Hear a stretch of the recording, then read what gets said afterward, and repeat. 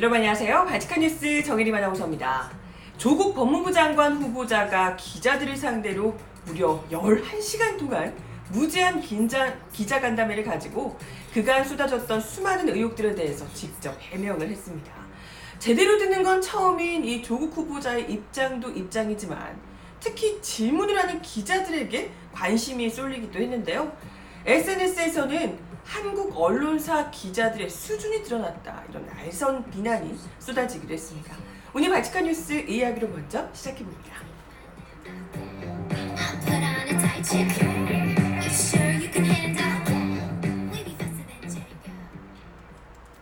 네, 여러분 어서오세요. 발칙한 뉴스 정혜림입니다. 어제 조국 후보 기자회견을 처음부터 끝까지 다 지켜본 분 혹시 계세요? 그런 분이 정말 계실까? 기자들도 이걸 다 기자들이 뭐 일 때문에 보기 했겠지만 완전히 다 정말 그 11시간 가까이 되는 기자회견 내용을 집중해서 잠시도 시선을 돌리지 않고 본 분은 정말 드물지 않을까, 이런 생각이 들더라고요. 저 같은 경우에도 좀 보다가 지쳐서 다른 걸 봤다가 또 다시 봤다가 짜증이 나서 또 딴 걸로 돌렸다가 나중에는 막 너무 새벽까지 이어지길래 너무 늦어져서 그냥 끄고 잠들어 버렸는데요. 무려 새벽 2시까지 했다고 하길래 정말 깜짝 놀랐습니다. 오후 3시 30분부터 시작해서 무려 새벽 2시까지 장장 11시간 동안 진행이 됐는데요. 뭐 기사들 여러 나와 있어서 다들 보셨겠지만, 네. 청문회 무산에 강수둔 조국, 자정 넘긴 시각까지 기자간담회 열고 의혹 해명, 뭐 여러 기사들이 이렇게 떠 있습니다. 지금 인사청문회 대상인 이 공직 후보자가 무려 11시간 가까이 기자들의 질문을 받고 답을 하고, 이런 일은 정말 사상 초유의 일이죠. 이런 일이 없었고, 사실 근데 또 뭐 증인 채택 문제 때문에 인사청문회가 열리지 못한 것도 처음 있는 일이고요. 그죠? 아무튼 이런 기자간담회 형식으로 국민의 청문회를 한 것도 대단하지만 이걸 11시간 가까이, 아니 우리 지켜보는 사람들도 이렇게 힘든데 그걸 다 거의 100명 가까이, 처음에는 100명 가까이였다고 하는데 그 어마어마한 수의 기자들의 질문에 계속해서 답을 하며, 그게 또 대충 이렇게 늘어져서 있을 수가 없는 거잖아요. 계속 방송이 되고 있는데 처음부터 끝까지 정신 바짝 차리고 정말 무슨 질문을 하는지 어떤 의도인지를 파악해서 이 답을 해야 했을 이 조국 후보의 다른 걸 떠나서 뭐 정신력, 체력, 이게 정말 최고가 아니었을까, 이런 생각이 들더라고요. 진짜 뭐 거기 현장에 있었던 기자들도 물론 피곤했겠지만 기자들 중간에 이제 힘들어서 막 졸고 이런 기자들도 있던데, 조국 후보는 뭐 졸 수가 없잖아요. 자기에게 쏟아지는 상황이니까 답이. 아무튼 뭐 어제 인사청문회 역대급이었고, 그런 것에 비해서는 글쎄 청문회를 지켜본 반응들은 좀 어떤지 궁금합니다, 여러분들. 글쎄 뭐 재밌는 내용이 나왔다, 이거 참 괜찮다 라고 할 만한 청문회는 아니었던 것 같고, 사실 지금 어제 인사청문회가 방송사들도 그렇고 뭐 온라인에서도 생중계라는 곳이 굉장히 많았기 때문에 엄청 관심이 많이 가지고 있었던 전국적인 관심사였기 때문에 관심도가 높은 만큼 시청률도 굉장히 높았다고 이야기가 나오더라고요. 그래서 여러분들이 그렇게 많은 분들이 관심 있게 지켜본 것에 비해서 이 청문회가 얼마나 좀 심도 있는 내용들이 제대로 오갔는가, 이런 부분은 좀 판단이 좀 다른 것 같습니다. 일단 여러분들 어떻게 생각하시는지 궁금해요. 여러분들 어떻게 보셨는지.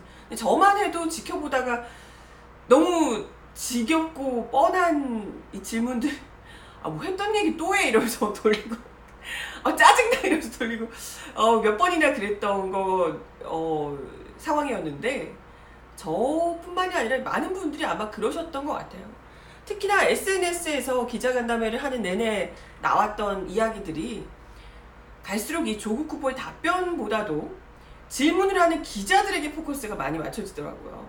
그 이유는 참 부끄럽지만 한국 언론사 기자들의 수준이 적나라하게 드러났다. 이런 비난이 쏟아졌던 겁니다.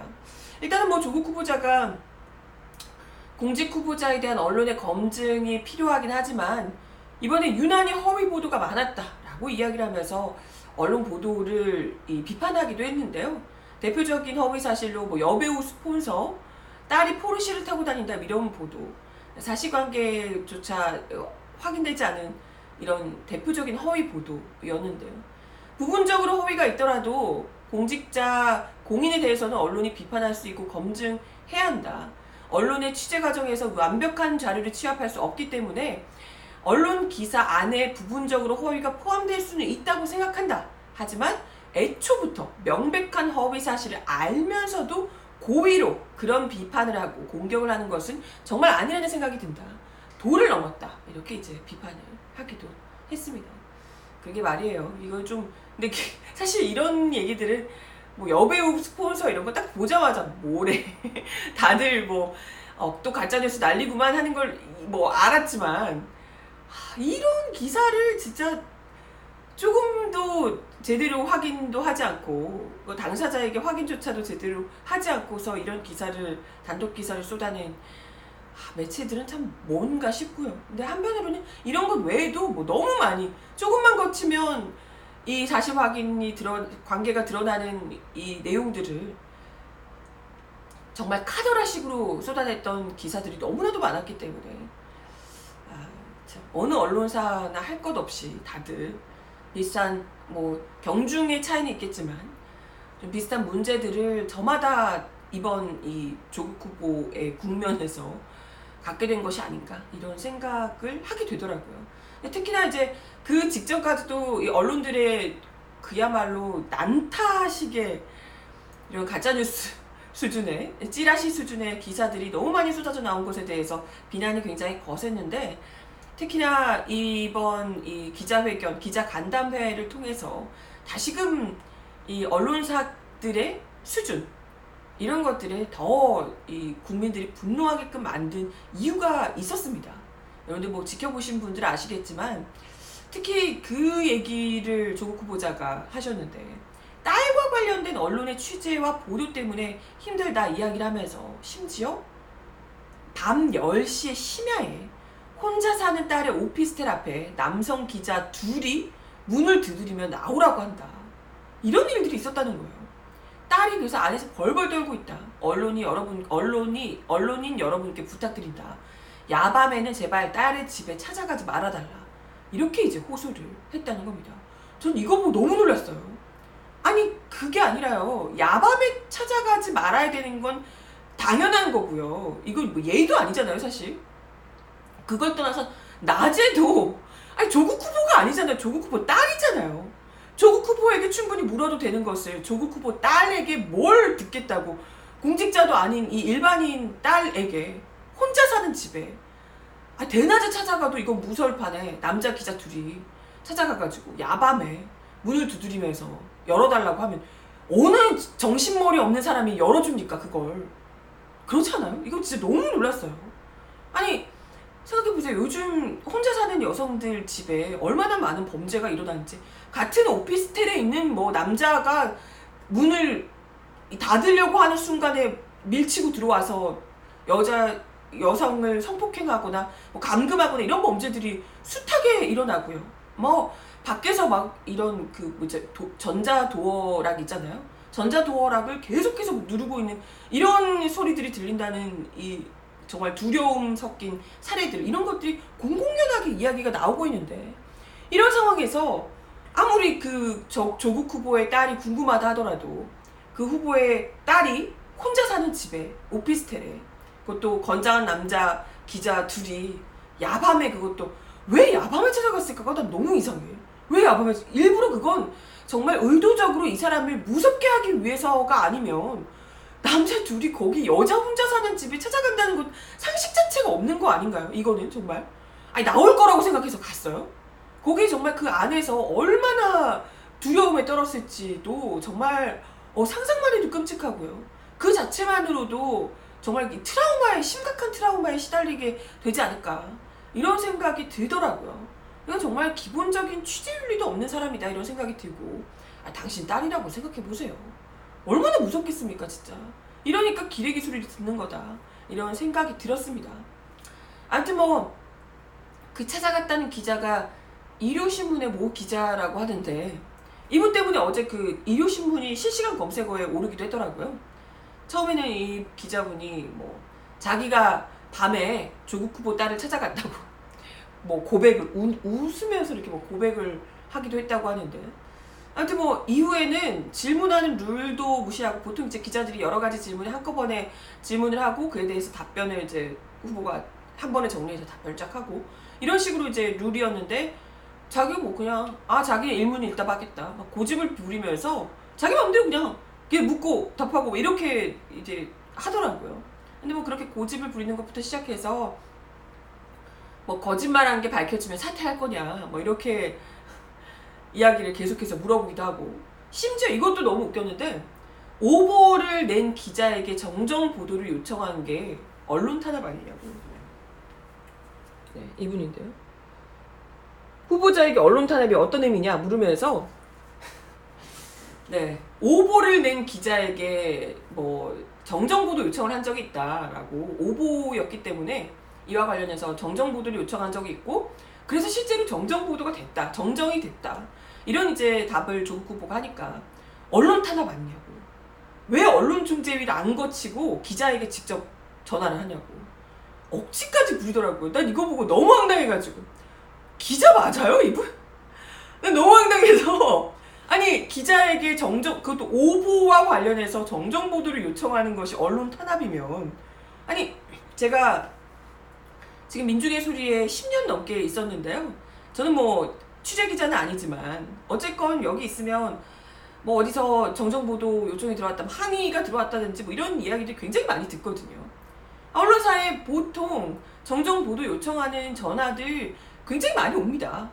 어쨌든 본인에게 유리하지 않은 기사들 이런 것들에 대해서 이런 부분이 잘못됐다, 우리 입장은 이거다 라고 이제 요청하는 이런 뭐 전화도 메일도 굉장히 많이 오는데요.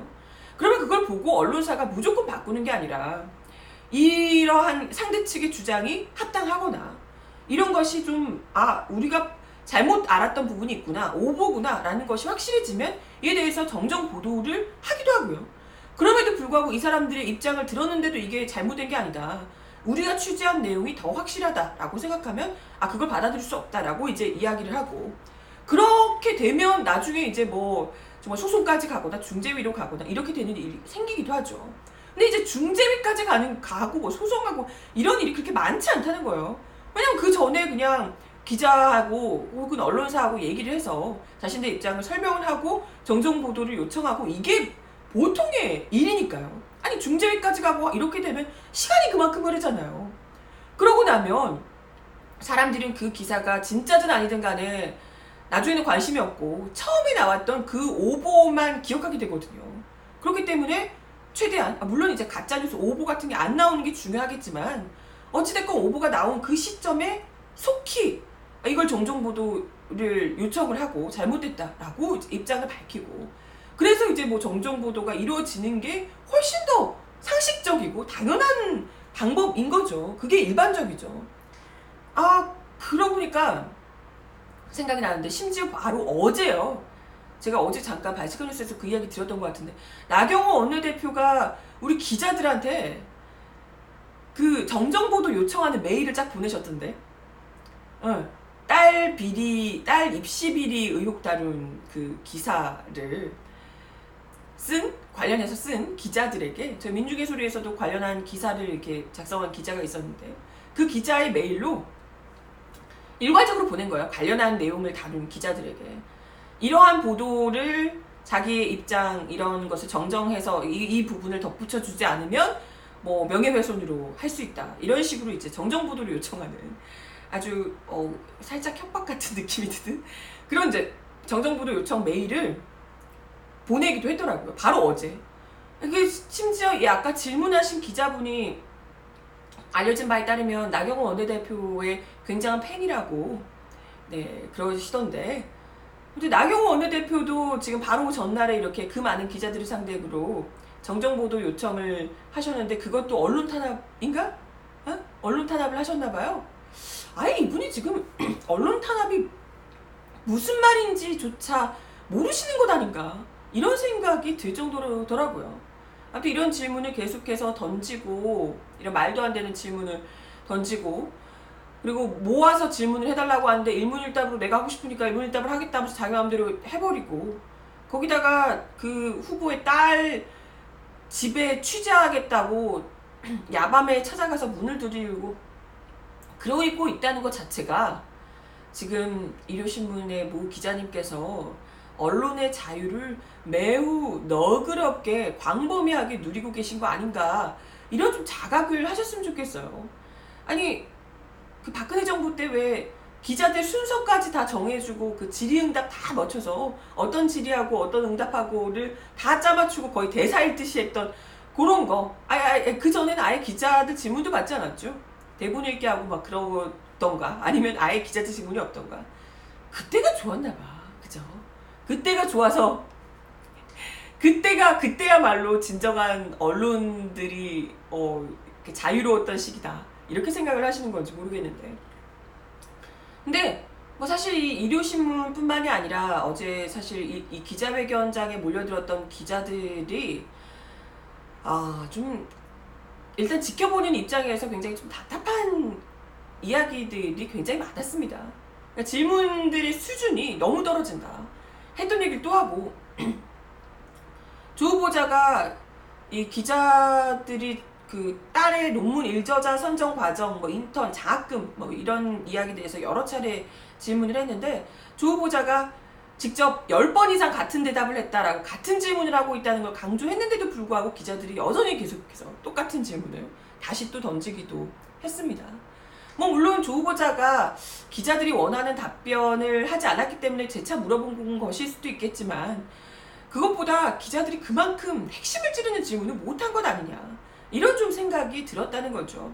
많은 분들이 그런 부분을 지적을 했었고 특히나 기자들의 질문을 보면 조 후보자의 답변을 듣기는 했는지 좀 의심스러울 정도로 자기 질문만 하는 경우도 많았고 질문을 제대로 자기가 이해하지 못하고 남이 써준 것 같은 그런 질문을 그냥 읽는 것 같은 그런 모습을 엿보이기도 했습니다. 근데 관련한 비판에 대해서 그 의식을 하기라도 한 듯이 여기 현장에서 기자가 뭐 이야기를 하면서 조 후보자의 그런 얘기도 하더라고요. 조 후보자가 뭐 자기들에게 준비할 시간도 안 주고 너무 갑작스럽게 밀어붙인 거 아니냐. 그래서 자기들이 준비할 시간이 없어서 지금 조국 후보에게만 유리한 이런 상황이 됐다. 뭐 이런 류의 얘기를 기자가 하더라고요.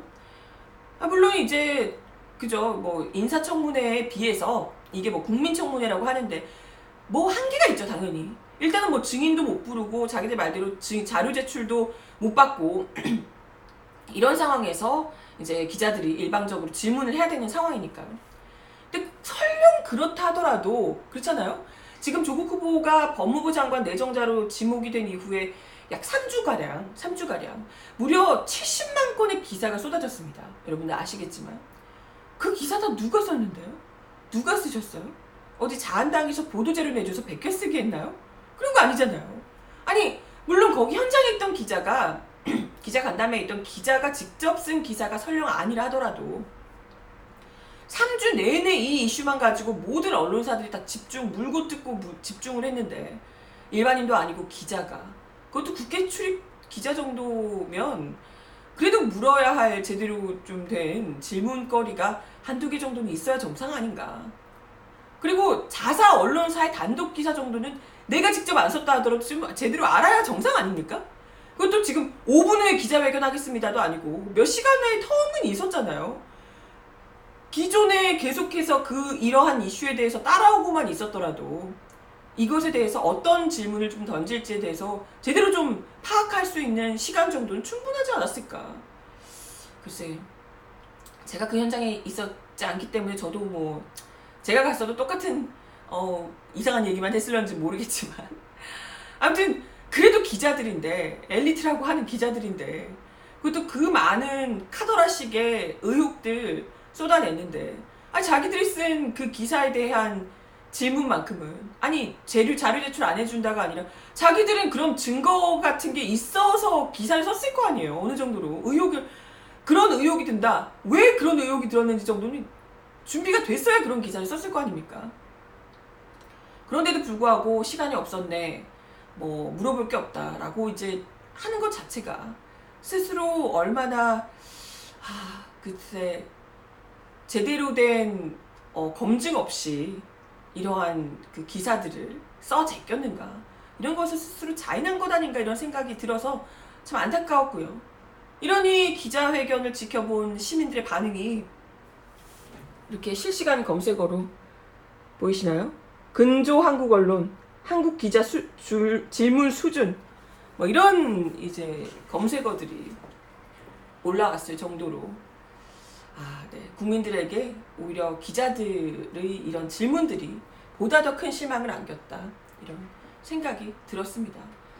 어찌됐건 이걸 지켜보고 뭐 많은 분들이 오히려 만약에 정말 기자들이 날카로운 질문을 통해서 의혹을 제대로 검증했다면 좀 달라졌을 수 있겠지만, 이번 기자회견을 통해서 오히려 조국 후보가 명백하게 지금 이 기자회견 간담회 자체로는 조국 후보의 명백한 승리로 끝난 것 아니겠냐, 이런 반응들이 나올 수밖에 없을 듯 하고요.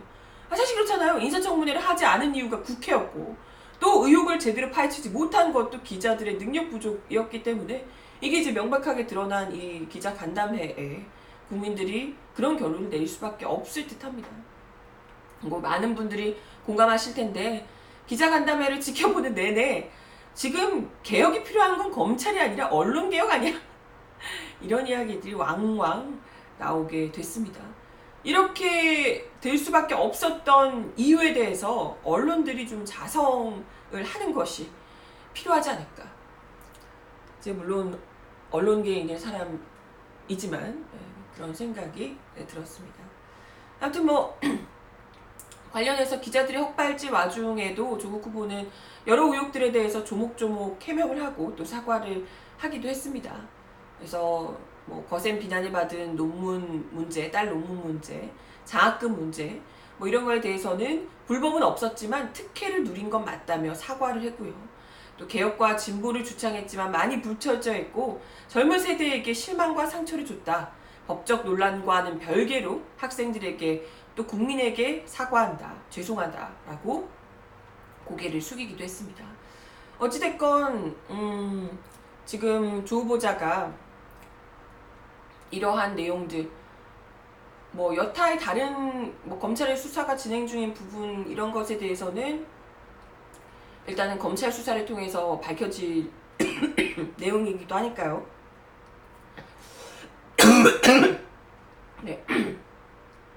관련해서 어쨌든 어떤 청탁이나 뭐 불법적인 내용이 없었다, 이런 것들을 이제 본인의 입장에 대해서 잘 해명을 했고, 그런 부분들은 뭐 추가적으로 검찰 수사를 통해서 진실이 밝혀지게 될 테니까 좀 지켜보면 될 듯한데요. 어찌됐건 가장 많은 논란이 됐던, 그러니까 국민들에게 뭐 특히 젊은 층들이 많이 실망했다라는 이제 뭐 보도가 많이 나왔는데 관련해서 조 후보가 스스로 이러한 내용을, 그러니까 뭐 젊은 층들 20대가 굉장히 뭐 실망을 했다, 이런 이제 내용들에 대해서 본인이 잘 인지하고 있고 엄중하게 인식을 하고 있고, 그런 부분에 대해서 어찌됐건 불법은 아니라 하더라도 아이가 혜택을 입은 점에 대해서는 반성한다고 고개를 숙이고, 이런 부분들은 굉장히 좀 적절했다라는 생각이 들고요. 특히나 조 후보자가 금수저 관련한 내용의 질문에 대해서 답변을 한 것이 상당히 좀 눈길을 끌더라고요. 저 개인적으로는. 후보가 요즘 뭐 흑수저 청년들의 분노 막 이런 얘기가 나오는데, 후보자는 무슨 수저라고 보느냐, 이렇게 너무 의도적인 질문을 기자가 했는데요. 관련해서 제가 강남에 살면 무조건 부를 축적하기 위해 노력해야 하고 진보를 얘기하면 안 된다고 생각하지 않는다. 제가 금수저를 하더라도 제도를 좋게 바꾸고 다음 세대에는 어떤 사회가 됐으면 좋겠다 생각할 수 있고 꿈을 꿀 수도 있다 라고 이야기를 했습니다. 물론 그러면서도 많이 부족했고 아마 그분들의 마음을 10분의 1도 모를 것이다. 저의 한계, 그게 저의 한계다 라고 이제 이야기를 하면서 그런 부분에서 너무 안타깝고 송구하다. 제가 가진 자이긴 하지만 무언가를 해보려고 한다. 한계를 직시하면서도 해보려 한다. 왜 금수저, 흑수저 문제를 해결하지 못했느냐? 당신이 진보와 개혁을 외치면서 왜 그것을 해결하지 못했느냐? 이런 부분은 제가 비난받아야 한다. 저희 세대가, 기성세대가, 대한민국이라는 정부가 왜 그걸 못했느냐? 이런 부분 저 역시 비난받아야 된다고 생각한다. 라고 하면서 그러나 고민하겠다. 그 이전보다 더 많이 고민하겠다. 우리 사회의 흑수저 문제, 부의 불평등 문제, 부의 세습 문제는 해결돼야 한다. 그런 역할이 끝나면 흑수저 출신, 동수저 출신이 법무장관이 되면 좋겠다. 야유와 공격을 받더라도 제 할 일을 하고 시민으로 돌아가겠다.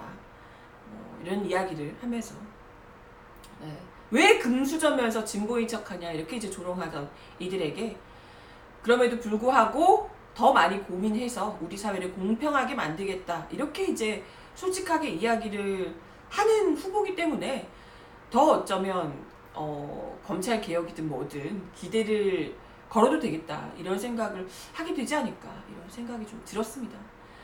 그래서 아무튼 글쎄 해명이 부족했다.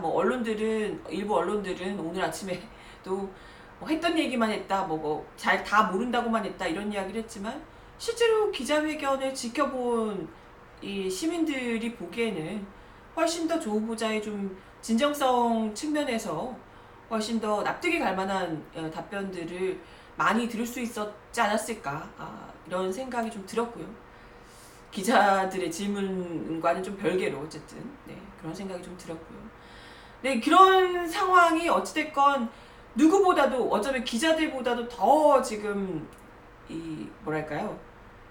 불만스러울 사람이 바로 자유한국당일 텐데 자유한국당이 지금 조국 후보의 기자 간담회를 두고 불법 청문회 셀프 검증이라며 지금 강하게 반발을 하고 있다고 합니다. 보셨겠지만 조국 후보 반박 간담회를 자유한국당에서 열겠다며 오늘 중에 방송국에 중계를 요청했다는 기사가 나와 있습니다.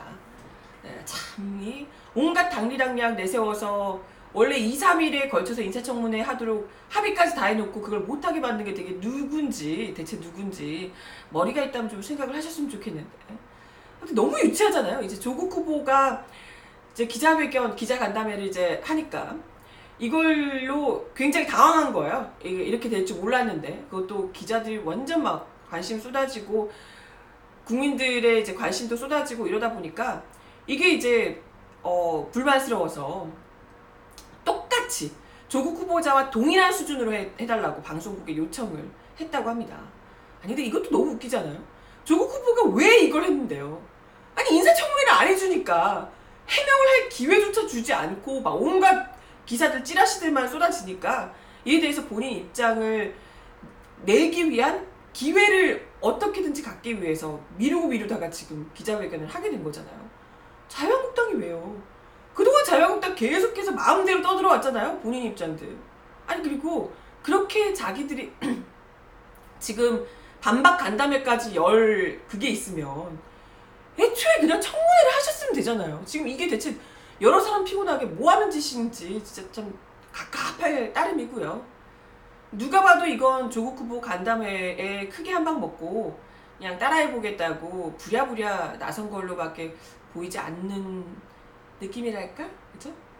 했던 가짜뉴스가 또 나와서 브리핑하고 읊고 그냥 말 생각이 싫으면 차라리 그냥 안 하는 게 낫지 않을까 이런 생각이 들고요. 그죠? 네. 시간이 벌써 다 됐는데 원래는 이 뉴스도 하나 준비를 했었어요.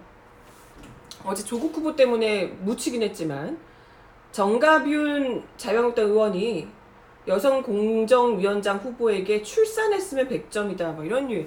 그러니까 왜 결혼 안 했냐, 왜 아예 안 낳았냐, 본인 출세도 좋지만 출산으로 국가 발전에 기여해달라 이렇게 이제 이야기를 해서 난리가 났었다고 합니다. 조성욱 공정거래위원장 후보에게 결혼하지 않은 점을 거론하면서 출산하지 않았다고 자유한국당 정가윤 의원이 이야기를 했다는 건데요. 우리 사회 가장 큰 병폐가 출산율이라며. 글쎄 우리 사회 가장 큰 병폐가 출산율일까요? 그게 출산하지 않은 여성들 때문일까요? 진짜 정말 어쩜 이런 공정거래위원회 수장의 그 자격을 검증하는 자리에서 왜 결혼 안 하고 왜 애를 안 낳았냐 이런 이야기를 하는 것 자체가 얼마나 진짜 천박한 생각인지 묻지 않을 수가 없고요. 만약 후보자가 정말 남성이었다면 이런 질문이 나올 리도 없었겠죠. 정말 천박하기 짝이 없는데 이게 논란이 되니까 정가변 의원이 오전 질의 때 애드립으로 말씀드린 내용이 후보자와 국민들에게 상처 줬다면 사과드리겠다. 그러면서 현재 대한민국 출산율이 세계 꼴찌 수준이다. 후보자같이 훌륭한 분이 애국을 했으면 하는 바람에 애드립으로 한 것이니 오해가 없길 바란다.